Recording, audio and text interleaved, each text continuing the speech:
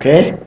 Now here that we want to sort our data. Okay. We come and we move together. Now that you've entered, I hope all of you have entered your what? Your data in your sheet. Now you come here, you see where there is filter here? Okay, sort and filter, so you click on it. So we say we are going to sort according to A to Z, and then maybe Z to A. So we click up. Okay, come down here. We say that the names we have Akol, Ayub, and so on and so forth. Now, if we have not identified something, I'll let you know. Let me just Control Z so that I do what I want to do, so that I share with you again. So I'm highlighting and I'm doing the same thing. Okay. I come A to Z like that. Now, in the first time, you realize that if you don't highlight, you can see names is appearing here. Let me maybe make it a different color. Okay, make it a different color so that you are able. These are skills that you don't need to take for granted. So we can see names, it's also appearing there. Now what happens if I click here like this and I come and again sort? Okay, A to Z. Sorry, let me take it back. Now that we have that, let me change it to this one here. Okay. Okay, so if I don't highlight this one here, okay, it will not give me what I want. I want you to take note of the skill. Okay, the skill is most important. So we are A to Z, you can see. Okay, it has arranged them very fast. Okay, so this is, I can insert here, can insert there, that is for names, but I can say BCK,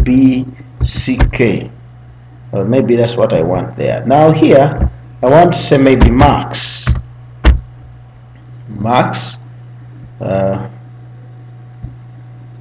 for the different students. I can just click here, and just do this and do this. Hit enter, becomes red. Hope you're following.